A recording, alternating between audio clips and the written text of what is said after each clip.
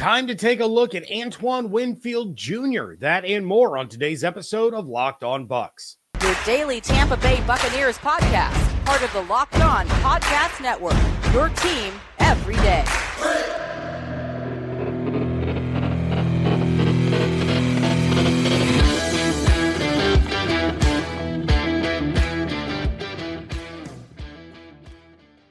What's up and welcome into this Thursday episode of Locked On Bucs, your daily podcast covering the Tampa Bay Buccaneers, part of the Locked On Podcast Network, your team every day. I want to thank you for making Locked On Bucs your first listener view every single day.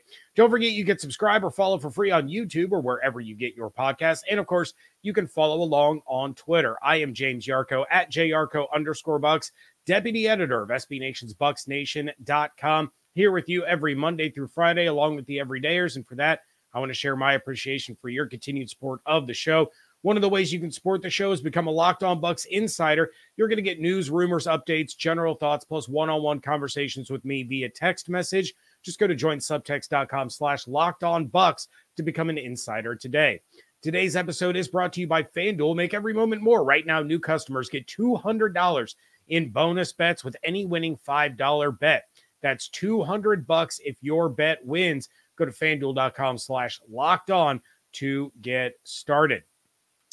There are some new rules across the National Football League, and Joe Tryon-Shoyinka is Todd Bowles' new chess piece. All of that is coming up in a little bit, but let's kick things off today with Antoine Winfield Jr. So on Monday's episode, I talked about Tristan Wirfs and what I think Bucs fans can expect in terms of what his contract will look like once they get his extension done.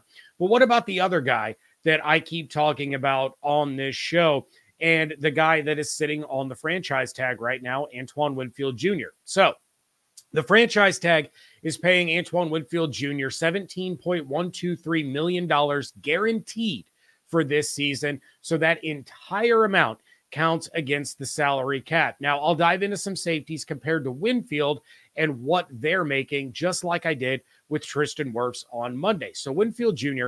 finished as a first-team All-Pro and finished sixth in the AP Defensive Player of the Year voting. Finished with 122 tackles, 12 passes defense, 6 forced fumbles, 6 sacks, 4 fumble recoveries, and 3 interceptions.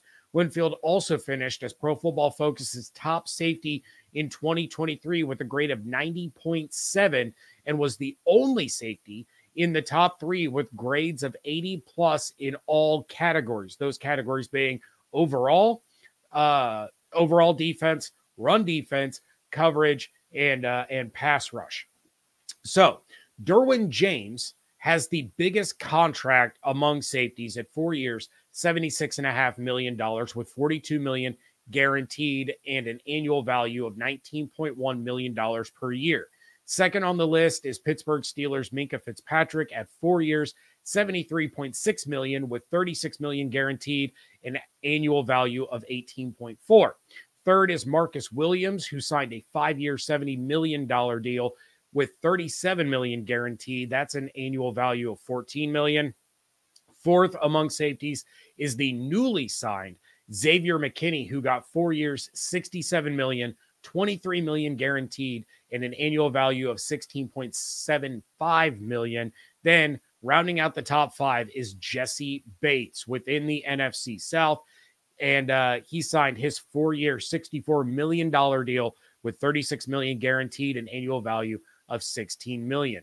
Those are the top 5 safeties in terms of the total amount of their contract. If you go off guaranteed money at signing, it goes Derwin James at $38.5 million, Fitzpatrick at $36, Bates at $36, Williams at $32, and McKinney at $23.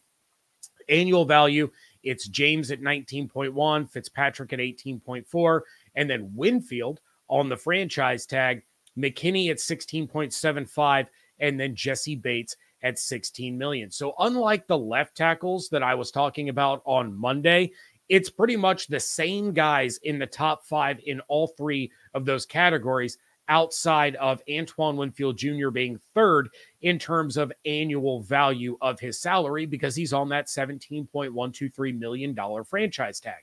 So Where does Antoine fall into all of this in terms of what his contract is likely to look like? So he's entering his age 25 season, which is right in line with Derwin James, who was 26, Fitzpatrick, who was 25, McKinney, who just signed his deal, is 24, and then Jesse Bates was 26, and then Budda Baker was 24. We didn't even really talk about Budda Baker because he's just outside the top 5 in all of these categories.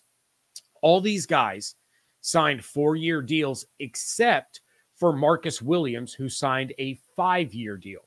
So Antoine is going to fall in the top 5 in terms of highest paid safeties, but I'm not sure he's going to surpass Derwin James. I think you're looking at a 4-year deal, allowing Winfield to hit free agency again before his age 30 season. But this is going to fall in the 4-year, $72 million with $40 million guaranteed. That's just under James in total value, but above him in guaranteed money at signing, while still potentially under the $42 million in practical guarantees that Derwin James has. And those practical guarantees are usually money that is incentive bonuses, but those incentives are likely to hit, which means they end up counting against the cap. So it's one of those things where, if Derwin James gets 3 interceptions or 4 interceptions, he gets $1 million bonus. That's likely to hit. It counts against the cap. It also works out to $18 million a year, which lands him 3rd behind Derwin James and Minkah Fitzpatrick, but he's ahead of Fitzpatrick in guaranteed money while trailing in total money. So this essentially would keep Antoine Winfield Jr. within the top 3 of highest paid safeties, while also allowing the Bucs some flexibility to lower this year's $17 million cap hit while kicking the can down the road a little bit before Winfield's next extension, because they can include some void years and spread out that initial cap hit. But whether it's any of the categories that you're looking for, total money, guaranteed money, average annual value, that has Winfield kind of shifting within the top 3 in all of those categories, which is exactly where he should be. And don't get me wrong, I could absolutely see the Buccaneers signing, Winfield for like 4 years, $80 million, and making him the top paid safety in the NFL in all 3 of those categories.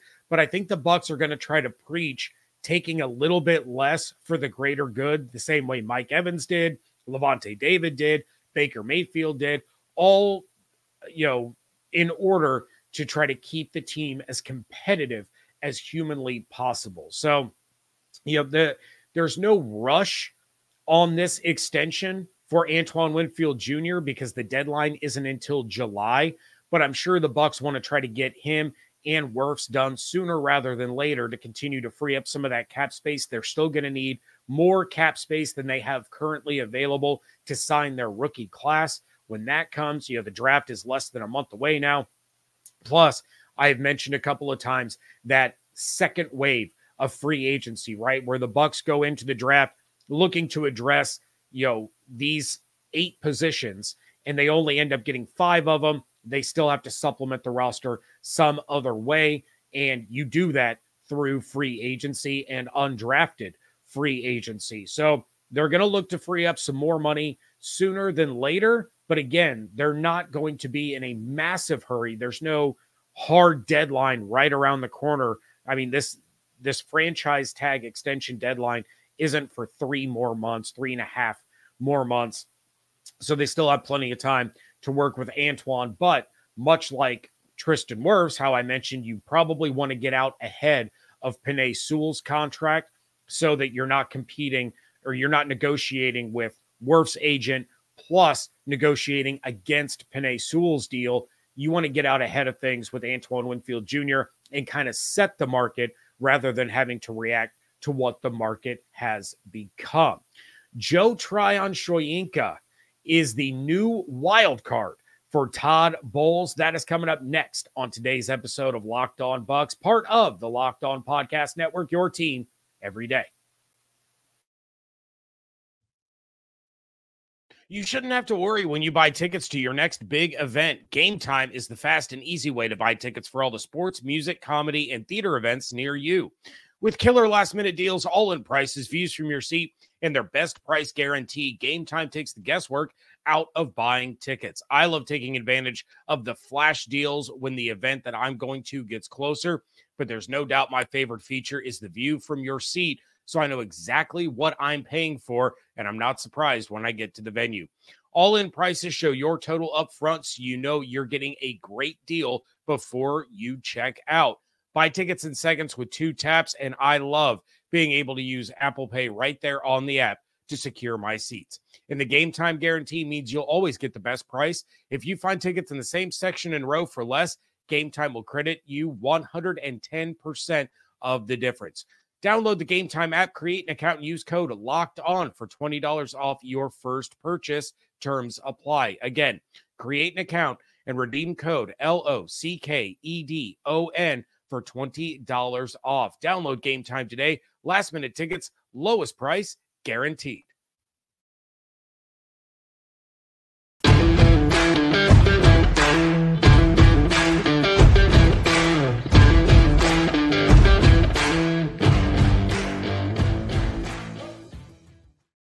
Thank you again for making Locked On Bucs your first listen review every single day. Every day, just make sure you are coming back tomorrow. As I have been on Fridays, I will be going live on YouTube Friday afternoon. Make sure you're subscribed to the YouTube channel. Have those notifications turned on so you know as soon as I am going live, and you can join in the fun in the live chat. The live chat is always a great place to be. But are you watching Fox Sports or ESPN on your TV all day and you have to turn down the volume with all the shouting?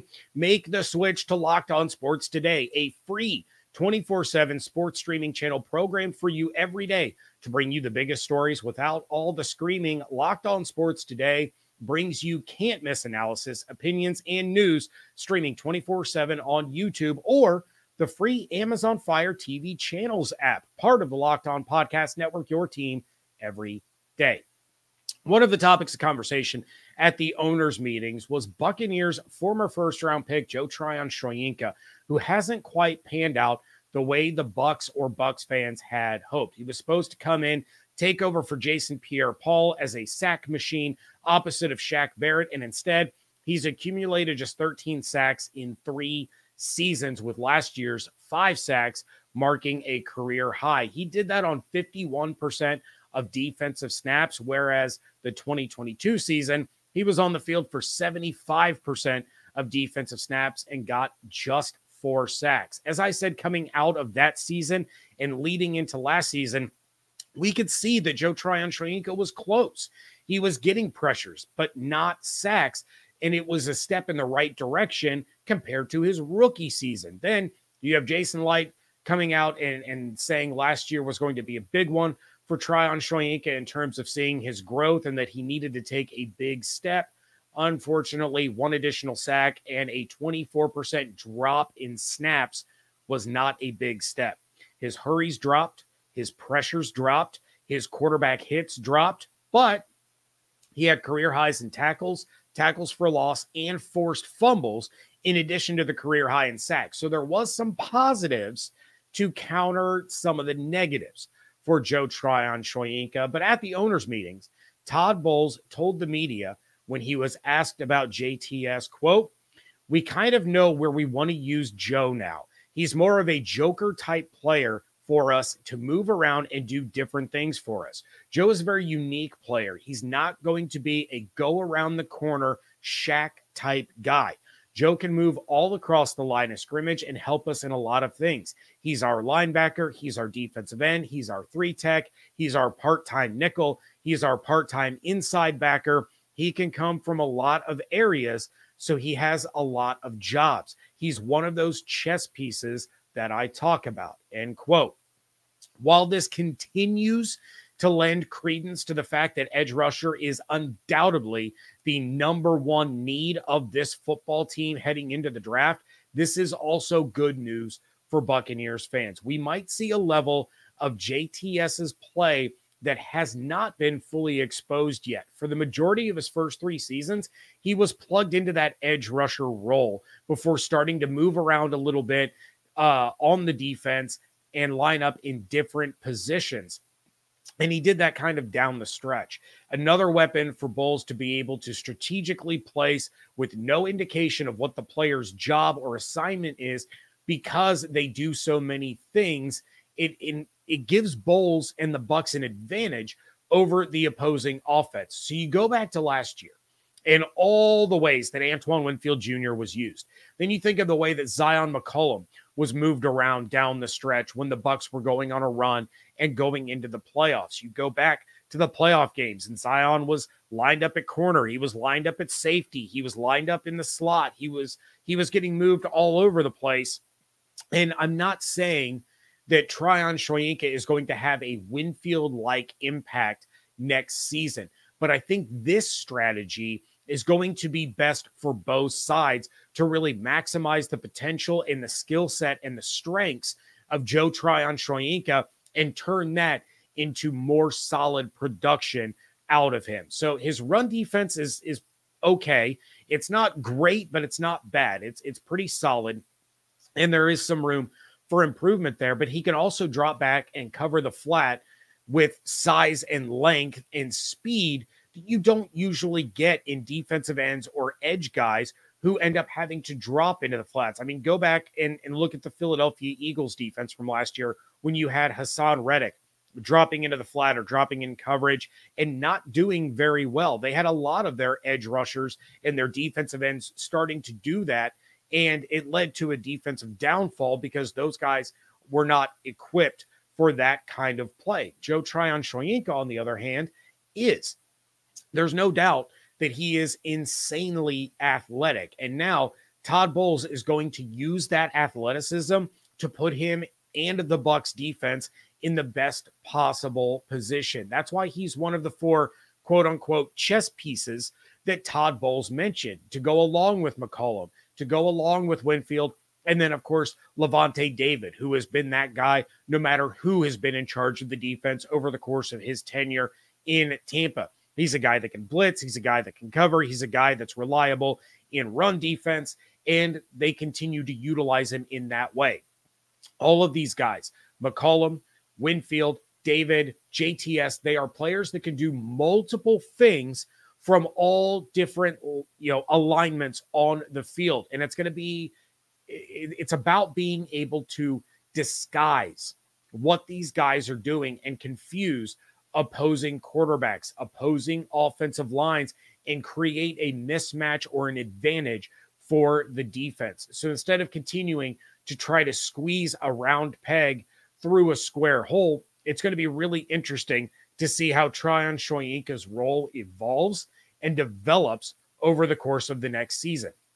And again, they're still going to send him after the quarterback. They're still going to send him in the backfield to get after running backs. They're still going to do a lot of the same things that he has been doing, but you bring in another edge rusher to go along with Yaya Diaby, and now all of a sudden you have a hybrid player in Joe Tryon-Shoyinka. Again, similar to the way that you have a hybrid player in Antoine Winfield Jr., and I'm not saying he's going to have the same impact, but I think utilizing Joe Tryon-Shoyinka in this way is going to create a better player, a more reliable player, and a more productive player in Todd Bowles' defense.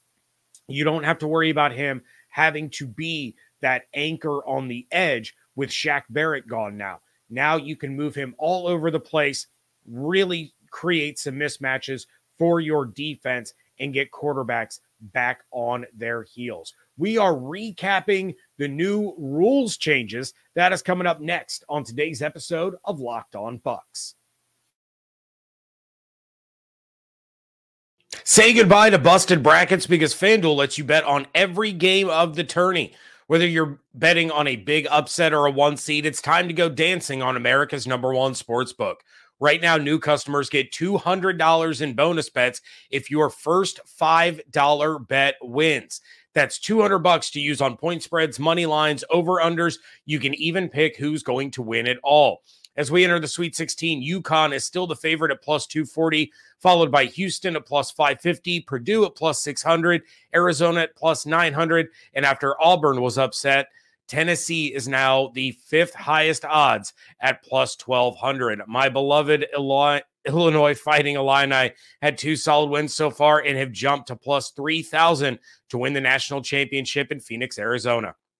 Just visit FanDuel.com/locked on and bet on college hoops until they cut down the nets.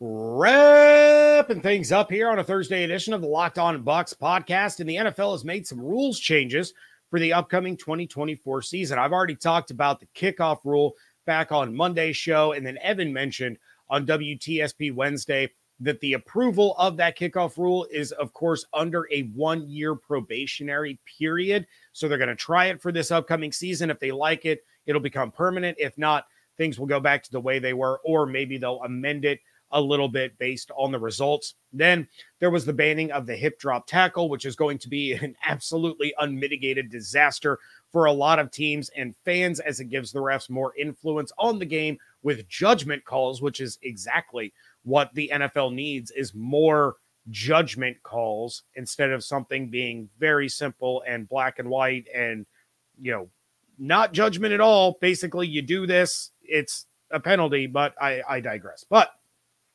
what else is changing for the upcoming season? So the trade deadline was moved from week 8 to week 9, moving it to the midpoint of the regular season. So the trade deadline will be 3:59 p.m. Eastern time on the Tuesday in between weeks 9 and 10. Coaches will be awarded a third challenge if they get one right. Previously, a coach got a third challenge if they successfully challenged twice in a game. Now they only have to get one right in order to essentially get their challenge back. Teams will now have unlimited designations for return from injured reserve during the postseason. Each team can place up to 2 players on a reserve list to be designated for return on the final day of roster cuts, which essentially removes the qualifier of a player needing to be on the initial 53-man roster before being placed on injured reserve in order for him to be eligible to play in the regular season. Teams can now challenge when there is, quote-unquote, clear and obvious visual evidence that the game clock expired before the snap. Teams can also now challenge the ruling of a passer down by contact or out of bounds before throwing a pass. The rules, to me, with the biggest impact are obviously going to be the hip drop tackle and the kickoffs rule. However, I think the best change outside of the kickoff rule is the ability to place a guy on reserve prior to the initial 53-man roster deadline. There have been so many times that a player was cut from a team to make room for a player that was going to miss time anyway. Everyone already knew that they were injured, but they had to be placed on the initial 53-man roster, then turn around and place him on a reserve list and have to then replace him on the 53-man roster. And a lot of those times, players that were cut that a team wanted to bring back were scooped up on waivers or claimed by another team, scooped up by another team, and it kind of throws everything out of whack. It was so dumb and pointless for a team to be forced to place a guy with a broken foot. We're going to use a broken foot as an example, okay? Second week of training camp. Guy breaks his foot in the first preseason game, and he's going to be out for 4 to 6 weeks. Now that guy has to make the initial 53-man roster before placing him on a list that everyone knew he was going to go on anyway. Why? Why was that ever a thing? So the rules committee, the owners voting on this, they get this one right. It was a dumb rule to begin with. Now it gives these teams more flexibility and these bubble players a better chance of then making the roster. And then who knows? You could be a bubble guy who makes the roster and you become the return specialist. And in the first 3 weeks, you have 2 kickoff returns for touchdowns. Well, they're not going to cut you now. Now the pressure's on somebody else to make sure that they don't get cut to make room for the guy coming off of injured reserve. But it was always stupid to put a player on your 53-man roster that everyone knew was going to be on your roster, but knew was going to miss the first month to 2 months because of injury. They fixed it. It's a good move. Other than that, I'm very, very interested to see how the NFL is going to view, quote unquote, clear and obvious visual evidence that a play clock expired before the snap, considering we see play clock violations about 20 times a game now. It's kind of like, for those that watch the NBA, it's kind of like traveling or carrying in the NBA. These players are taking 4 and 5 steps after picking up their dribble, or they're holding the ball like this for a full second and then flipping it over and continuing to dribble. And those were, turnovers. Those were violations the entire time I watched the NBA up until about 2010. And then all of a sudden it's like, yeah, sure, you can go ahead and pick up your dribble at the 3-point line and run it all the way in for a dunk. We have no problem with that. So it seems like players continue to push that limit further and further and further just to see how much they really can get away with. And to me, that's like the play clock expiring in the NFL. I lost count of the number of times that the play clock has been expired for a full 1 to 2 seconds before the ball is snapped, and the refs never blow the whistle. They never throw the flag. Nothing ever changes. I mean, I have a really simple solution for this. NFL, please, by all means, utilize this idea for the rules committee next year. But why don't we put Apple Watches or Fitbit style devices on the wrist of every official and have it tied to the play clock? That is its sole purpose, is to be tied to the play clock. And if your wrist buzzes before the ball is snapped, it's a play clock violation. 5-yard penalty, replay the down. And that's pretty simple, right? I mean, chances are, you see, we were in Detroit for the playoff game. Every person that walked through the door got this wristband that was connected via Bluetooth to the stadium for lighting. And at certain times throughout the game, all these lights started going off all over the place.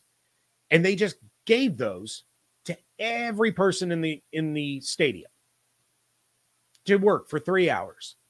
How can we do that, but we can't put a Fitbit on all the refs that just buzzes in order to signal that the play clock expired?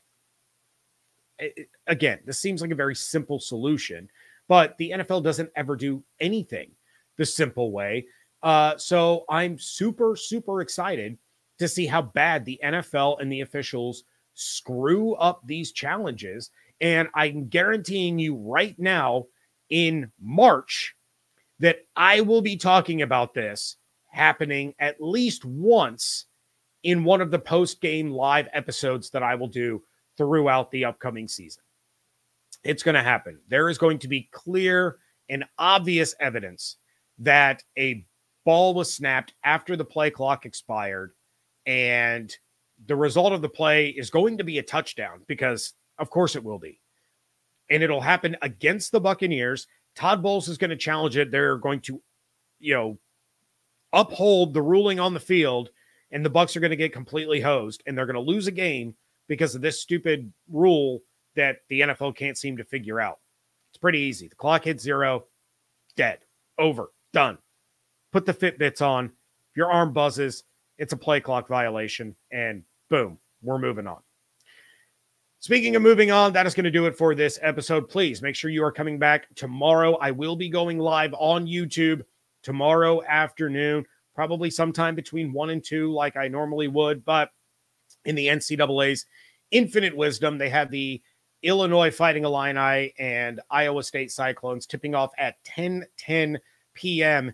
in Boston because, sure, why not? Let's have a 10 o'clock tip-off in the city of Boston, because we didn't just start games at noon the Thursday before, but still going to stay up and watch it and then have to turn around and go to work in the morning. But I'm shooting for that between 1 and 2 o'clock on Friday like I normally do. In the meantime, check out everything going on over at BucsNation.com. Follow along on Twitter at Locked On Bucs, at @JYarcho_Bucs. Become a Locked On Bucs insider. Go to joinsubtext.com/LockedOnBucs to sign up.